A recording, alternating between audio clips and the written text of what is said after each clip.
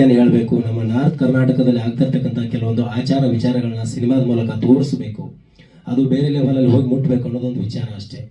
ರತ್ನಾಪುರ ಭಂಡಾರ ನಿಧಿ ಅನ್ನೋದು ಒಂದು ಸತ್ಯ ಘಟನೆ. ಆ್ಯಕ್ಚುಲಿ ಪ್ರೆಸೆಂಟ್ಲಿ ಇವತ್ತಿಗೂ ಕೂಡ ನಮ್ಮ ಊರಲ್ಲಿ ಕೆಲವೊಂದು ಆಚಾರಗಳು ನಡೀತಾ ಇದ್ದಾವೆ. ನೀವೆಲ್ಲ ಇವಾಗ ಭಂಡಾರ ನಿಧಿ ಸಾಂಗ್ ಕೇಳಿದ್ರಲ್ಲ, ಇದು ಸ್ಟಿಲ್ ಇವತ್ತಿಗೂ ನಡೀತಿರುತ್ತೆ ಆಚರಣ. ದೇವರು ಅನ್ನೋದು ಒಂದು ನಂಬಿಕೆ, ಆ ನಂಬಿಕೆಯನ್ನು ಇಟ್ಕೊಂಡು ಏನೋ ಒಂದು ಪ್ರೆಸೆಂಟ್ ಮಾಡೋಣ ಅಂತ ಹೊರಟಿದ್ದೀನಿ. ಅದು ಫುಲ್ ಸಿನಿಮಾ ನೋಡಿದ್ಮೇಲೆ ನಿಮ್ಗೆ ಗೊತ್ತಾಗುತ್ತೆ. ಇಷ್ಟು ಮಾತ್ರ ಹೇಳಬಲ್ಲೆ. ಹಾಗಾಗಿ ನನ್ನ ಸಂಗೀತ ನಿರ್ದೇಶಕರು ಮತ್ತು ಕೊನೆಯದಾಗಿ ನನಗೆ ನಿರ್ಮಾಪಕರಾಗಿ ರವಿಯಣ್ಣ ಪೂಜಾರಿ ಅವರು ತುಂಬ ಅಂದರೆ ತುಂಬ ಸಾಥ್ ಕೊಟ್ಟರು. ಅಲ್ಲಿಗೆ ಸಿನಿಮಾ ಬಹಳ ಅತ್ಯುತ್ತಮವಾಗಿ ಬಂದಿದೆ ಅಂತ ನಾನು ಭಾವಿಸ್ತೀನಿ. ನೀವು ಕೂಡ ಇಷ್ಟಪಟ್ಟಿದ್ದೀರಿ ಅಂತ ನಾನು ಭಾವಿಸ್ತೀನಿ. ಹಾಗೆ ನನ್ನ ಚಿತ್ರದ ಎಂಟೈರ್ ಟೀಮು ಎಲ್ರಿಗೂ ಯಾವ್ರವ್ರ ಹೆಸರು ಹೇಳಂಗಿಲ್ಲ ಅಂತ ಬೇಜಾರು ಮಾಡ್ಕೋಬೇಡ್ರಿ, ಎಲ್ರಿಗೂ ಧನ್ಯವಾದ. ಹಾಗೆ ನಮ್ಮ ಡಿಸ್ಟ್ರಿಬ್ಯೂಟರ್ ಬಸವರಾಜ್ ಅವರು ಬಂದಿದ್ದಾರೆ, ಅವ್ರಿಗೂ ಕೂಡ ತುಂಬ ತುಂಬ ಥ್ಯಾಂಕ್ ಯು ಬಂದಿದ್ದಕ್ಕೆ. ಹಾಗೆ ನಮ್ಮ ಚಿತ್ರದ ಇವಾಗ ಹಾಡಲ್ಲಿ ನೋಡಿದ್ರಲ್ಲ ಚೈಲ್ಡ್ಹುಡ್ ಪಾತ್ರ ರತ್ನಾಬಾಯಿ ಅಂತ ಒಂದು ಕ್ಯಾರೆಕ್ಟರ್ ಮಾಡಿದ್ದಾರೆ, ಕೋಮಲ್ ಅವರು ಬಂದಿದ್ದಾರೆ, ಅವ್ರಿಗೂ ಕೂಡ ತುಂಬ ಧನ್ಯವಾದಗಳು. ನನ್ನ ಗೆಳೆಯ ಆತ್ಮೀಯ 12 ವರ್ಷದಿಂದ ಸಿನಿಮಾಟೋಗ್ರಫಿ ಮಾಡಬೇಕು, ಎಡಿಟಿಂಗ್ ಮಾಡಬೇಕು ಅಂತ ಇವತ್ತು ಒಂದು ಹಂತದಲ್ಲಿ ಬೆಂಗಳೂರು ಸಿನಿ ಕ್ರಿಯೇಷನ್ ಅಂತ ನಡೆಸ್ಕೊಂಡು ನನ್ನ ಸಿನಿಮಾಗೆ ಸಾಥ್ ಕೊಟ್ಟು ನನ್ನ ಜೊತೆ 12 ವರ್ಷದಿಂದ ಇದ್ಕೊಂಡು ಇದೊಂದು ಸಿನಿಮಾಗೆ ಸಾಥ್ ಕೊಟ್ಟಿದ್ದಾರೆ. ಸದ್ದು ಅವ್ರಿಗೂ ಕೂಡ ಥ್ಯಾಂಕ್ ಯು ಸೋ ಮಚ್. ಹಾಗೆ ನನ್ನ ಆತ್ಮೀಯ 6 ವರ್ಷದಿಂದ ಸುನಿಲ್ ಅವರು ನನ್ನ ಜೊತೆ ಈ ಸಿನಿಮಾ ಸ್ಕ್ರಿಪ್ಟ್ಗೆ ಸಾಥ್ ಕೊಟ್ಟಿದ್ದಾರೆ, ಅವ್ರಿಗೂ ಕೂಡ ತುಂಬ ಥ್ಯಾಂಕ್ ಯು ಸೋ ಮಚ್. ಹಾಗೆ ಅವರಿವರನ್ನದೇ ನನ್ನ ಎಲ್ಲ ಎಂಟೈರ್ ಟೀಮ್ಗೆ ಮತ್ತೆ ನನಗೆ ನಿರ್ಮಾಣದಲ್ಲಿ ₹1 ಕಡಿಮೆ ಬೀಳದಂಗೆ ನೋಡ್ಕೊಂಡಿರ್ತಕ್ಕಂಥ 4 ಜನ ಸ್ನೇಹಿತರು, ಸಾಲದಕ್ಕೆ ರವಿಯಣ್ಣ ಪೂಜಾರಿ ಅವರು, ಸೋಮನಾಥ್ ಅವರು ಬಂದಿದ್ದಾರೆ. ಇವರು ಸ್ಟಾರ್ಟಿಂಗ್ ಇಂದ 6 ವರ್ಷದಿಂದ ಹಗಲು ರಾತ್ರಿ 2 ಮಕ್ಕಳು ಬಿಟ್ಟು ನನ್ನ ಜೊತೆ ರೂಮಲ್ಲಿ ಕೂತ್ಕೊಂಡು ಸ್ಕ್ರಿಪ್ಟ್ ವರ್ಕ್ ಮಾಡಿದ್ದಾರೆ. ಬೇಕು ಅಂದಾಗೆಲ್ಲ ಏನೆಲ್ಲ ಕೊಡಿಸಿದ್ದಾರೆ, ಅವ್ರಿಗೂ ಕೂಡ ಥ್ಯಾಂಕ್ ಯು ಸೋ ಮಚ್. ಹಾಗೆ ಕೊನೆಯದಾಗಿ ರವಿಯಣ್ಣ ಪೂಜಾರಿಗೆ ನನ್ನ ಕಡೆ ಗ್ರಾಮೀಣ ಆಪರೇಟರ್ ಆಗಿ ಕೆಲಸ ಮಾಡ್ತಿರ್ಬೇಕಾದ್ರೆ ನಂದೊಂದು ನಾನ್ ಸೆನ್ಸ್ ನ್ಯೂಸ್ ಕ್ರಿಯೇಟ್ ಆಯಿತು. ಸೊ ನನಗೆ ಆರ್ಥಿಕವಾಗಿ ಮತ್ತೆ ಫ್ಯಾಮಿಲಿಯಿಂದ ಎಲ್ಲ ರೀತಿ ತೊಂದರೆ ಆಯಿತು ಮೇಡಮ್. ಸಿನಿಮಾ ಕ್ಲೈಮ್ಯಾಕ್ಸ್ ಮುಗಿಸೋ ಹಂತದಲ್ಲಿ ನನಗೆ ಹೊಡೆತ ಬಿತ್ತು, ನನ್ನ ಅಂಗಡಿ ಸೀಸ್ ಆಯಿತು, ನಾನು ಸ್ಟೇಷನ್ವರೆಗೂ ಕೂಡ ಹೋಗಿ ಬಂದೆ, ನನ್ನ ಪರಿಸ್ಥಿತಿ ನೂರಾಯಿತು. ಆ ಟೈಮಲ್ಲಿ ನಾನು ಸಿನಿಮಾನ ಕೈ ಬಿಟ್ಬಿಡೋಣ ಅಂತ ಏನೋ ಒಂದು ಜೀವನ ಕಟ್ಟಿಕೊಂಡು ಹೊಲದಲ್ಲಿ ಕೆಲಸ ಮಾಡಿಕೊಂಡು ನಮ್ಮ ತಂದೆಯನ್ನು ನಾನು ಹೊಲ ಹೊಳ್ಕೊಂಡು ಜೀವನ ಮಾಡ್ತಾ ಇದ್ವಿ. ಆ ಟೈಮಲ್ಲಿ ನನಗೆ ಸಿಕ್ಕಿದ್ದೆ ರವಿ ಪೂಜಾರಿ ಅವರು. ಇವ್ರು ಸಿಕ್ಕಿಲ್ಲ ಅಂದರೆ ಈ ಸಿನಿಮಾ ಇಲ್ಲಿಗೆ ಬರ್ತಿರ್ಲಿಲ್ಲ, ನಾನು ನಿಮ್ಮ ಜೊತೆ ಮಾತಾಡ್ತಿರ್ಲಿಲ್ಲ. ಮತ್ತೊಮ್ಮೆ ರವಿ ಪೂಜಾರಿ ಅವರಿಗೆ ಥ್ಯಾಂಕ್ಸ್ ಒನ್ಸ್ ಮೋರ್. ದಯವಿಟ್ಟು ಚಪ್ಪಾಳೆ ಹೊಡೀರಿ ನನಗೋಸ್ಕರ. ಯಾಕಂದ್ರೆ ಅತನಿ ಭಾಗದಿಂದ ಒಬ್ಬ ನಿರ್ಮಾಪಕರನ್ನ ಸ್ಯಾಂಡಲ್ವುಡ್ ಕರ್ಕೊಂಡ್ಬರ್ತಾ ಇದ್ದೀನಿ, ಆ ಹೆಮ್ಮೆ ನನಗಿದೆ. ಸ್ವಲ್ಪ ಸ್ವಾಗತ ಮಾಡಿಬಿಡಿ ನೀವೆಲ್ಲರೂ ಒಂದ್ಸರಿ ಜೋರಾಗಿ ಚಪ್ಪಾಳೆ ಹೊಡಿ.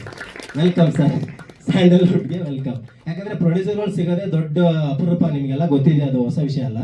ಅಂಥದ್ರಲ್ಲಿ ನನಗೆ ಒಬ್ಬ ಪ್ರೊಡ್ಯೂಸರ್ ಸಿಕ್ಕಿ ₹1,00,000 ರೊಕ್ಕ ಹಾಕಿ ಸಿನಿಮಾ ಮಾಡೋದಿದೆಯಲ್ಲ, ಅದು ಒನ್ ಆಫ್ ದ ಗ್ರೇಟ್ ಅಂತ ನಾನು ಹೇಳಕ್ಕೆ ಇಷ್ಟಪಡ್ತೀನಿ. ಬಂದಿತ್ತು ಸರ್, ಅದು ಅವ್ರು ಯಾರಂತ ನನಗೂ ಅಷ್ಟು ಮಾಹಿತಿ ಇಲ್ಲ. ಹೌದು, ಅದು ನಮ್ಮ ಊರ ಹತ್ತನೇ ಅಲ್ವಾ, ಸೊ ಅದೇನೋ ಟೈಟಲ್ ಇಟ್ಟು ಮಾಡಿದ್ದಾರೆ. ಯಾರು ಸರ್? ನಾನು ಶೇಷಾದ್ರಿ ಅವ್ರ ಜೊತೆ ಸಾಕ್ಷಿ ಸೀರಿಯಲಲ್ಲಿ ಕೆಲಸ ಮಾಡ್ತಾ ಇದ್ದೆ ಸರ್. 2012-13 ಸೀರಿಯಲಲ್ಲಿ ಕೆಲಸ ಮಾಡ್ತಾ ಇದ್ದೆ. ಅಕ್ತಳಿಯಾರ ಚಂದ್ರಶೇಖರ್ ಅವ್ರ ಜೊತೆ ನಿತ್ಯೋತ್ಸವ ಸೀರಿಯಲಲ್ಲಿ ಕೆಲಸ ಮಾಡ್ತಾ ಇದ್ದೆ. ಅದಾದ್ಮೇಲೆ ಸುಮಾರು ಜನರ ಜೊತೆ ಎಲ್ಲ ಅಷ್ಟಂಟಾಗಿ ಕೆಲಸ ಮಾಡಿದೆ. ಅದಾದ್ಮೇಲೆ ಒಂದು 25-30 ಸಿನಿಮಾ ಲೈಟ್ ಮ್ಯಾನ್ ಕೆಲಸ ಮಾಡಿದ್ದೀನಿ ಸರ್. ನಾನು ಸಿನಿಮಾ ಟೆಕ್ನಿಕಲಿ ಕಲ್ತಿದ್ದೆ ಅಲ್ಲೇ. ನಾನು ಆ್ಯಕ್ಚುಲಿ ಎಲ್ಲ ಸ್ಟಾರ್ಗಳ ಸಿನಿಮಾಗಳಿಗೂ ಲೈಟ್ ಮ್ಯಾನ್. ನಾನು ಆ್ಯಕ್ಚುಲಿ ಬಾಂಬೆವರೆಗೂ ಹೋಗಿ ಲೈಟ್ ಮ್ಯಾನ್ ಕೆಲಸ ಮಾಡಿ ಬಂದಿದ್ದೀನಿ ಸರ್. ಇಲ್ಲ ಆ್ಯಕ್ಚುಲಿ ಮೇಡಮ್, ನಾನು 1-2 ಜನ ದೊಡ್ಡ ಹೆಸರು ಹೇಳ್ಬಾರ್ದು ಅಪ್ರೋಚ್ ಮಾಡಿದೆ. ಅವರು ನನಗೆ ಒಂಥರ ಅಂದರೆ ಏನು ನೆಗ್ಲಿಜೆನ್ಸಿ ಮಾಡಿದ್ರು. ಹೊಸೊಬ್ರು ಅಂದ ತಕ್ಷಣ ನೀನೇನಪ್ಪ ಮಾಡ್ತೀಯ ಅನ್ನೋ ಥರ ಡಿಗ್ರೇಡ್ ಮಾಡಿದ್ರು. ಅವಾಗ ನಾನು ಡಿಸೈಡ್ ಮಾಡಿದೆ, ಊರಲ್ಲೇ ಇದ್ದೀನಿ, ತಂಡ ಕಟ್ಟಿದ್ದೀನಿ, ನಂದೇ ಅದೆಲ್ಲ ಟೆಕ್ನಿಕಲ್ ಹುಡುಗರಿದ್ದಾರೆ, ಯಾಕೆ ನಾವು ಮಾಡಬಾರ್ದು? ಸೊ ನಾವೇ ಇರಾಗನ, ನಾವೇ ಡೈರೆಕ್ಟರ್ ಆಗೋಣ, ಏನಿದೆ ಅಂತ ನಮಗೆ ತೋರಿಸ್ಬಿಡೋಣ. ಇಷ್ಟ ಆದರೆ ಒಪ್ಪಿಕೊಳ್ಳಿ, ಕಷ್ಟ ಆದರೆ ಬಿಟ್ಟು ಬಿಡಲಿ, ತೊಂದರೆನೇ ಇಲ್ಲ. Pass fail secondary sir. ನಾನು ಏನು ಮಾಡ್ತಾ ಇದ್ದೀನಿ ಅನ್ನೋದು ಒಂದು ಆಚೆ ಬರಲಿ ಅಂತ ನಾನೇ ಮಾಡಿದ್ದು ಮೇಡಮ್. ಹೋಗಲಿ ಸರ್, ಹೋಗಲಿ, ಅದರೇನು ತಪ್ಪಿಲ್ಲ sir. Cinema one of the passion madam, one of the passion. ನಾವು ಗಳಿಸ್ತೀವಿ, ಕೋಟಿ ಮಾಡ್ತೀವಿ ಅಂತ ಏನೂ ಅಭ್ಯಂತರ ಇಲ್ಲ ಸರ್, ಗೊತ್ತು ಸರ್. ಆದರೆ ಭಗವಂತ ಎಲ್ಲ ಒಂದು ಕಡೆ ಕೊಡ್ತಾನೆ ಅಂತ ಹೋಪ್ ಇದೆ ಸರ್. ಆ ದೇವರ ಬಂಧನಿಗೆ ಸಾಂಗ್ ಇದೆಯಲ್ಲ, ಅದಕ್ಕೆ ಒಂದ್ಸರಿ ಚಾಂಗ್ ಬರೋದು, ಅದೇ ಕೊಟ್ಬಿಡ್ತದೆ ನಮ್ಗೆ ಆಲ್ರೆಡಿ. ಚಿಕನ್ ಅವ್ರು ಕೊಡ್ತಾರೆ ನಮಗೆ. ಓಕೆ, ಮುಗಿಸೋಣ. Thank you. ಹೀರೋ ಹೊಡಿದು ಡೈಲಾಗ್, ಬಟ್ ನಿರ್ಮಾಪಕರಾಗಿ ಹಣ ಹೂಡಿಕೆ ಮಾಡಿದವರು ಆ ಥರ ಹೇಳಕ್ಕಾಗಲ್ಲ. ಯಾಕೆಂದ್ರೆ ₹1 ಸಂಪಾದನೆ ಮಾಡ್ಕೊಂಡು ಬಂದಿರ್ತಕ್ಕಂಥ ನನ್ನ ವೈಯಕ್ತಿಕ ಜೀವನ. ನಾನು ಮಾತ್ರ ಆ ಥರ ಹೇಳಲ್ಲ. ತಾವೆಲ್ಲ ತುಂಬ ಹೃದಯದಿಂದ ಹಾರೈಸಿ ಸಿನಿಮಾನ ಯಶಸ್ವಿಗೊಳಿಸಿ ಸಿನಿಮಾ ಹೆಚ್ಚಿನ ರೀತಿಯಲ್ಲಿ ನೋಡ್ಲಿ ಅಂತ ನನ್ನ ಆಸೆ. ಸರ್ ಏನಿಲ್ಲ, ನಂದು ಒಂದು ಹಾಬಿ. ನಾನು ಬಹಳ ಚಿಕ್ಕ ವಯಸ್ಸಿನಿಂದ 5th ಸ್ಟ್ಯಾಂಡರ್ಡ್ಗೆ ಕೈ ಚೀಲ ಮಾಡ್ಕೊಂಡು 1 ರೂಪಾಯಿ ಸಂಪಾದನೆ ಮಾಡ್ಕೊಂಡು ಬಹಳ ಕಷ್ಟದಿಂದ ನಮ್ಮ ಕುಟುಂಬ ಎಲ್ಲ ಒಂದು ಅಗ್ರಿಕಲ್ಚರ್ ಕುಟುಂಬ. ತಂದೆ ತಾಯಿ ಅವರೆಲ್ಲ ಬೇರೆಯವ್ರ ಉಳುಮೆ ಮಾಡ್ತಿದ್ರು. ಇಂಥ ಪರಿಸ್ಥಿತಿಯೊಳಗೆ ಬರ್ತಕ್ಕಂಥ ಜನ್ಮದಲ್ಲಿ ನನ್ನ ವೈಯಕ್ತಿಕವಾಗಿರ್ತಕ್ಕಂಥ ಒಂದು ಜೀವನ ಶೈಲಿ ಇದೆ ಸರ್. ನಂದೇನಪ್ಪ ಅಂತಂದ್ರೆ ಎಲ್ಲಾ ಕ್ಷೇತ್ರಗಳಲ್ಲಿ ಅನುಭವಿಸ್ಬೇಕು, ಎಲ್ಲಾ ಕ್ಷೇತ್ರಗಳನ್ನು ನೋಡ್ಬೇಕು ಅಂತ ಒಂದು ಆಸೆ. ಅದರ ಜೊತೆಯಾಗಿ ಎಲ್ಲ ಉದ್ಯೋಗಗಳನ್ನು ಮಾಡ್ತಾ ಹೊರಟಿರುವಂತಹ ಸಂದರ್ಭದಲ್ಲಿ ಈ ತರ ಆದಾಗ ನಮ್ಮ ಉತ್ತರ ಕರ್ನಾಟಕದ ಒಬ್ಬರು ಕಲಾವಿದರಿಗೆ ಅಥವಾ ನಮ್ಮ ಉತ್ತರ ಕನ್ನಡ ಟೆಕ್ನಿಷಿಯನ್ಗಳಿಗೆ ಅಥವಾ ಏನೋ ಒಂದು ತೊಂದರೆ ಆಗ್ತಾ ಇದೆ ಅಂತ ಭಾವನೆ ಬಂದಾಗ ಅದನ್ನು ಕೂಡ ಒಂದು ಸಮಾಜ ಸೇವೆ ಅಂತ ಎತ್ತಿ ಹಿಡಿಬೇಕು ಅಂತ ಈ ಒಂದು ವಿಚಾರದಲ್ಲಿ ತೊಡ್ಕೊಂಡಿದ್ದೀನಿ. ಇಲ್ಲ, ನಾನು ಮೊದಲನೇ ಹಂತದಲ್ಲಿ ಅಂದ್ರೆ ಅವ್ರು ನನ್ನ ಗಮನಕ್ಕಿತ್ತು, ನಡೀತಾ ಇತ್ತು. ಸ್ವಲ್ಪ ಫೈನಾನ್ಸಿಯಲ್ ತೊಂದರೆ ಆದಾಗ ನಾವು ಒಂದು ಬ್ಯಾನರ್ ಮಾಡಿಕೊಂಡು ಅದರಲ್ಲಿ ಕಂಟಿನ್ಯೂ ಶೂಟಿಂಗ್ ಮಾಡಿಕೊಂಡು ಕಂಟಿನ್ಯೂ. ನಂದು ಟೆಕ್ಸ್ಟೈಲ್ ಇದೆ ಸರ್, ರಿಯಲ್ ಎಸ್ಟೇಟು ಜೊತೆಗೆ ಸಹಕಾರ ಕ್ಷೇತ್ರ. ಒಂದು 5 NGOಗಳದಾವ ಸರ್ ಸಾರ್ವಜನಿಕ ಸೇವೆಯಲ್ಲಿ, ಅಥಣಿಯಲ್ಲಿ. ಡೈಲಿ ನಮ್ದು 150 ಜನರಿಗೆ ಫ್ರೀ ಮೀಲ್ಸ್ ಕೊಡ್ತೀವಿ ಸಂಸ್ಥೆ ಸುವರ್ಣ ಕರ್ನಾಟಕ ಜನಸೇವಾ ಸಂಸ್ಥೆಯಿಂದ. ಆಂಬುಲೆನ್ಸ್ ಫ್ರೀ ಇದೆ. ಹಾಗಾಗಿ ಸಾಮಾಜಿಕ ಸೇವೆಯಲ್ಲಿ ಕೂಡ ತೊಡ್ಕೊಂಡಿದ್ದೀವಿ. ಕೊನೆ ಹಂತದಲ್ಲಿ ಒಂದು ಪಾತ್ರ ಬರುತ್ತೆ, ಅದು ಕಥೆ ಹೇಳುವಾಗ ಬರುತ್ತೆ. ಆ ಊರಿನ ಸರ್ದಾರ ಅಂತ ಹೇಳಿ ದಾನ ಧರ್ಮ ಮಾಡ್ತಿರ್ತಾರೆ. ಅದೊಂದು ಆಕ್ಟು. ನನ್ನ ಸಣ್ಣ ಮಗಳಿದಾಳಲ್ಲ, ಅದು ನನ್ನ ಮಗಳು ಕೊನೆಯದಾಗಿ ಲಾಟನ್ ಹಿಡ್ಕೊಂಡು ಬಿಡೋದು, ವೈಫು ನಾನು ಒಂದು ಪಾತ್ರ ಮಾಡಿದ್ದೀವಿ. ಅದೇ ಸರ್, ಒಂದೇನೋ ಒಂದು ಅವಕಾಶ ಅನುಭವ ಇರಲಿ ಅಂತ ಹೇಳಿ ಮಾಡಿದ್ದೀವಿ.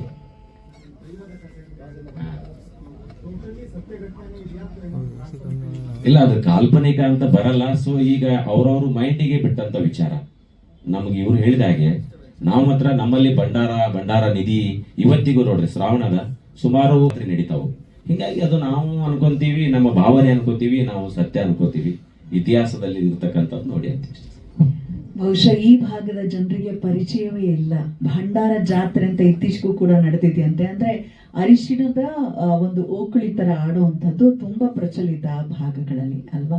ಅವರದನ್ನ ಭಗವಂತ ಕೊಟ್ಟಿರುವಂತ ಒಂದು. ನನ್ನ ಹೆಸರು ಪ್ರಸನ್ನ ಭೋಜ ಶೆಟ್ಟರ್, ಮೂಲತಃ ಹುಬ್ಬಳ್ಳಿಯವನು, ಉತ್ತರ ಕರ್ನಾಟಕದವನು. ಸೊ ಇವಾಗ ಸಂಗೀತ ನಿರ್ದೇಶಕನಾಗಿ 2 ವರ್ಷದಿಂದ ಬೆಂಗಳೂರಲ್ಲೇ ಇದ್ದೀನಿ. ನನಗೆ ಈ ರತ್ನಾಪುರ ಚಿತ್ರ ಅವಕಾಶ ಮಾಡಿದ್ದು ಅದು ಒಂದು ಮಿಸ್ಟ್ರಿನೇ. ಯಾಕಂದ್ರೆ ಕೆಲವೊಬ್ರು ಬೆಂಗಳೂರಲ್ಲಿ ಮ್ಯೂಸಿಕ್ ಡೈರೆಕ್ಟರ್ ಇದ್ದಾರೆ ಅಂದ್ರೆ ಫಿಸಿಕಲಿ ಬಂದು ಮೀಟ್ ಆಗಿ ಅವ್ರು ಏನೇನು ಮಾಡಿದ್ದಾರೆ ಅಂತ ನೋಡಿ ಹೆಂಗೆ ಮಾಡ್ತಾರೆ ಅಂಡರ್ಸ್ಟ್ಯಾಂಡಿಂಗ್ ಮಾಡ್ಕೊಂಡು ನೋಡ್ತಾರೆ ಅಂತ ಚೆಕ್ ಮಾಡಿ ಅಪರ್ಚುನಿಟಿ ಕೊಡ್ತಾರೆ. ನನಗೆ ಈ ಅವಕಾಶ ಸಿಕ್ಕಿದ್ದು ಹಾಲೇಶ್ ಸರ್ ಇಂದ ಇನ್ಸ್ಟಾಗ್ರಾಮ್ ಮೂಲಕ. ಅದು ಒಂದು ವಿಚಿತ್ರನೇ, ಯಾಕಂದ್ರೆ ಒಂದ್ಸರಿ ಅವರು ನನ್ನ ಪ್ರೀವಿಯಸ್ ಯಾವುದೋ ವರ್ಕ್ ನೋಡಿ ಅದು ಅವ್ರಿಗೆ ಇಷ್ಟ ಆಗಿ ಅಲ್ಲೇ ಮೆಸೇಜ್ ಮಾಡಿ ಕೇಳಿ ಈ ಥರ ಒಂದು ಕಾನ್ಸೆಪ್ಟ್ ಇದೆ, ರತ್ನಾಪುರ ಅಂತ ಚಿತ್ರ ನಾವು ಮಾಡ್ತಾ ಇದ್ದೀವಿ, ಅದಕ್ಕೆ ನೀವು ಸಂಗೀತ ನೀಡಬೇಕು ಅಂತ ಆಸೆ ಇದೆ, ಒಂದು ಸ್ಯಾಂಪಲ್ ಮಾಡಿಕೊಡಿ ಅಂತ ಹೇಳಿದರು. ನನಗೂ ಡಿವೋಷನಲ್ ಕಂಟೆಂಟ್ ಅಲ್ಲ, ಒಂದು ಜಿಸ್ಟ್ ಹೇಳಿದರು ಅವರು. ಮಲಿಂಗರಾಯ್ ಅವ್ರ ಬಗ್ಗೆ ಮತ್ತು ಚಾಂಗ್ಬಳ ಈ ಥರ ವರ್ಡ್ಸ್ ಯೂಸ್ ಮಾಡಿಕೊಂಡು ಒಂದು ಹಾಡು ಮಾಡಿ, ಒಂದು ಎನರ್ಜೆಟಿಕ್ ಆಗಿರಬೇಕು, ಜೊತೆಗೆ ಡಿವೋಷನಲ್ ಕೂಡ ಇರಬೇಕು.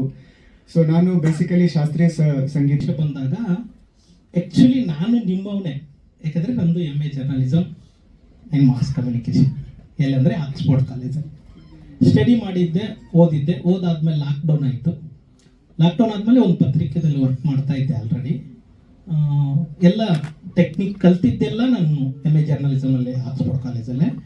ಅದು ಓದಿ ಲಾಕ್ಡೌನ್ ಆಯಿತು, ಊರಿಗೆ ಹೋದ್ವಿ.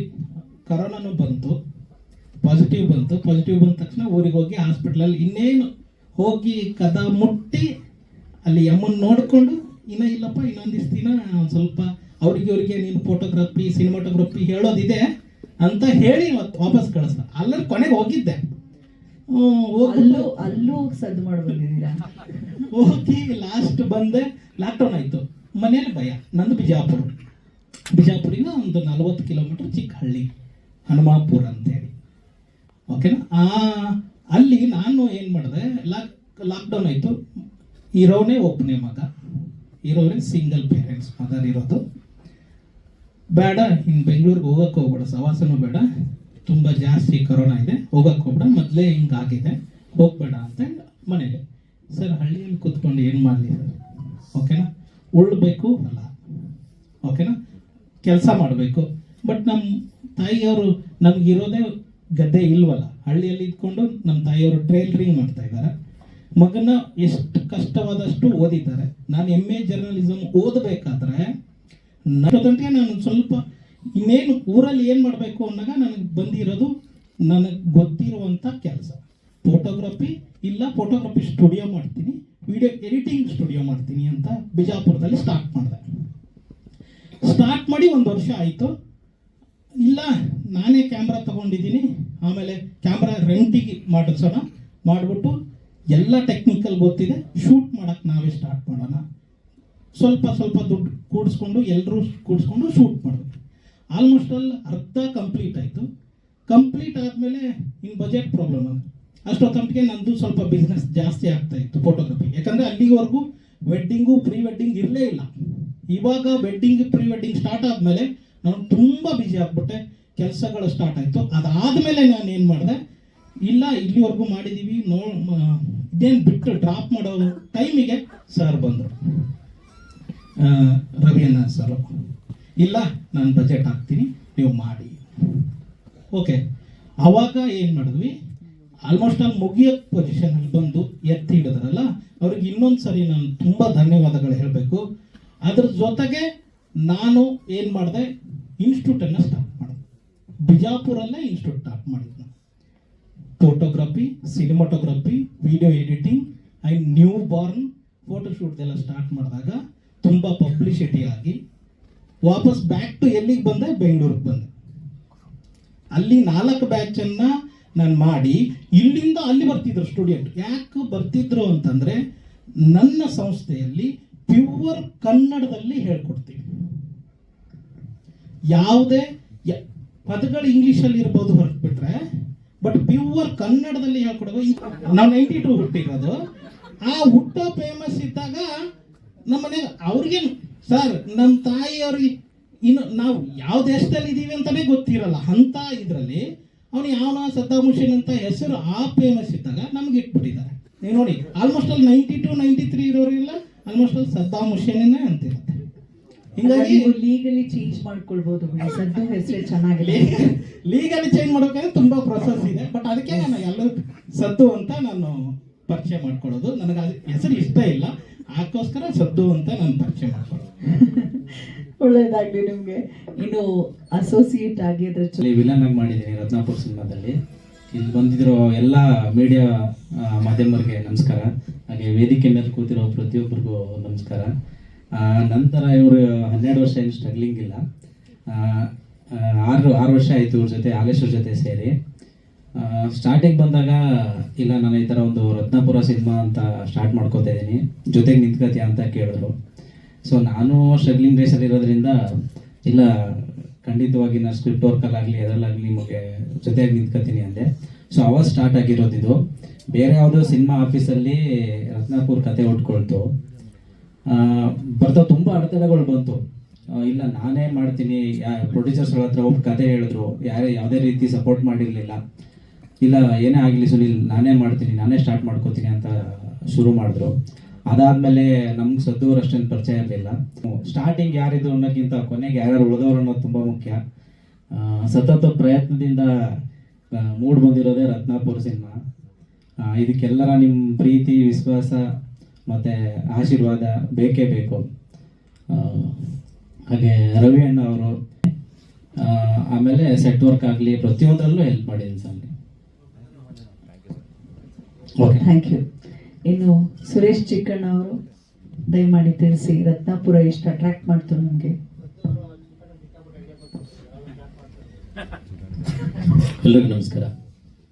ಮಾಧ್ಯಮ ಮಿತ್ರರಿಗೆ ಮತ್ತು ನನ್ನ ಸ್ನೇಹಿತರಿಗೆ, ಸ್ಟೇಜ್ ಮೇಲಿರುವಂಥ ಎಲ್ಲ ರತ್ನಾಪುರ ತಂಡದ ಡೈರೆಕ್ಟರ್ ಇರ್ಬೋದು, ಪ್ರೊಡ್ಯೂಸರ್ ಇರ್ಬೋದು, ಮ್ಯೂಸಿಕ್ ಡೈರೆಕ್ಟರ್ ಸ್ಪೆಷಲಿ ತುಂಬ ಚೆನ್ನಾಗಿ ಅಚ್ಚುಕಟ್ಟಾಗಿ ಮಾಡಿದ್ದೀರಿ.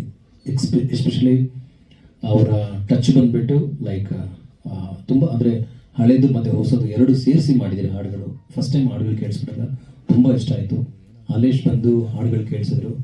ನಾನು ಅವಾಗ ಹೇಳಿದೆ, ವಾಟ್ ಎವರ್ ಪಾಸಿಬಲ್ ಏನಾಗುತ್ತೆ ಅದನ್ನು ನಾನು ಮಾಡ್ಕೊಡ್ತೀನಿ ಅಂತ ಹೇಳಿ. ಹಾಡುಗಳು ತುಂಬ ಚೆನ್ನಾಗಿ ಬಂದಿದೆ. ಆಲ್ರೆಡಿ ಸಿರಿ ಮ್ಯೂಸಿಕ್ನಲ್ಲಿ ಲೈವ್ ಆಗ್ತಿದೆ. ಹಾಗೆ ವೇದಿಕೆ ಮೇಲೆ ಉಪಸ್ಥಿತರಿರುವಂಥ ಎಲ್ಲ ಗಣ್ಯರಿಗೂ ನಮಸ್ಕಾರ. ದಯವಿಟ್ಟು ಸಾರಿ, ನಾವು ಯಾವತ್ತೂ ಮಾತಾಡಿಲ್ಲ, ಫಸ್ಟ್ ಟೈಮ್ ನಮ್ಮ ಲೈಫ್ನ ಸ್ಟೇಜ್ ಮೇಲೆ ಕೂತೀನಿ ನಾನು. ಸರ್ ಈ ಚಿತ್ರ ಬಗ್ಗೆ ನನಗೆ ತುಂಬ ನಾಲೆಜ್ ಇಲ್ಲ, ಬಟ್ ನೋಡಿದ ತಕ್ಷಣ ಭಾಳ ಚಂದ ಅನಿಸ್ತು. ರವಿ ಸರು 20 ವರ್ಷದಿಂದ ನನ್ನ ಸ್ನೇಹಿತರು. ಅವರು ಬಹುಮುಖ ಪ್ರತಿಭೆ. 50 ಜನ ಊಟ ಹಾಕ್ತೀನಿ ಅಂತ ಅಷ್ಟೇ ಹೇಳಿದ್ರು, ಮಂದಿಗೆ ಅಷ್ಟೇ ಗೊತ್ತೈತಿ. ಬಟ್ ಯಾರು ಊಟ ಮಾಡ್ತಾರೋ ಹೆಂಗೆ ಊಟ ಮಾಡ್ತಾರೋ ಗೊತ್ತಿಲ್ಲ. ಯಾರೋ ಹೊಲ್ದಾಗ ಕೆಲಸ ಮಾಡ್ತಿರ್ತಾರೆ, ಕಬ್ಬು ಕಡಿತಿರ್ತಾರೆ, ಕಸ ತೆಗಿತಿರ್ತಾರೆ. ಅವ್ರ ಮುಂದೆ ಹೋಗಿ ಒಂದು ವ್ಯಾನ್ ನಿಂತಿರ್ತೈತಿ, ಅಕ್ಕರಿ ಊಟ ಮಾಡೋ ಬರ್ರಿ. ಯಾರು ಕಳ್ಸ್ಯಾರ ಗೊತ್ತಿಲ್ಲ, ಏನು ಕಳ್ಸ್ಯಾರ ಗೊತ್ತಿಲ್ಲ, ಊಟ ಮಾಡ್ಬಿಡ್ತಾರೆ ಅವರು. ಹಂಗೆ ಡೈಲಿ ನಡೀತಿರ್ತೈತಿ. ಒಂದೇ ಸಲ ಮತ್ತೆ ಅವ್ರದ್ದು ಹೇಳೋದು ಒಂದೇ ಬಿಸ್ನೆಸ್ ಇಡು, ಒಂದಲ್ಲ 20 ಬಿಸ್ನೆಸ್ ಅದಾವರು. ನನಗೆ ಗೊತ್ತಿಲ್ಲ, ಇನ್ನು ನಾ ಬೆಂಗಳೂರಾಗ ಇರ್ತೇನೆ. ಮೊದಲನೇದಾಗಿ ಮಾಧ್ಯಮ ಮಿತ್ರರಿಗೆಲ್ಲ ನಮಸ್ಕಾರ. ರತ್ನಾಪುರ ಹೀರೋ ಟೆಕ್ನಿಕಲ್ ಟೀಮ್ ಎಲ್ಲರಿಗೂ ಸಹ ಶುಭವಾಗಲಿ. ರತ್ನಾಪುರ ಸಿನಿಮಾ ಟೈಟಲ್ ಚೆನ್ನಾಗಿದೆ. ಭಂಡಾರ, ಉತ್ತರ ಕರ್ನಾಟಕ ಹೋದರೆ ಎಲ್ಲ ಕಡೆನೂ ಭಂಡಾರ ಸಿಗುತ್ತೆ. ಭಂಡಾರ ಮಹತ್ವ ಅಲ್ಲಿ.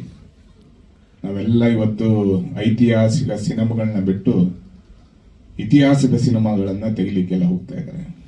ನಮ್ಮ ದೈವ, ದೇವರು, ಮೂಲಗಳನ್ನು ಹುಡ್ಕೊಂಡು ನಾವು ರಿವರ್ಸ್ ಬರ್ತಾ ಇದ್ದೀವಿ. ಅದಿಲ್ಲಿ ನಡೀತಾ ಇದೆ ಅನಿಸುತ್ತೆ.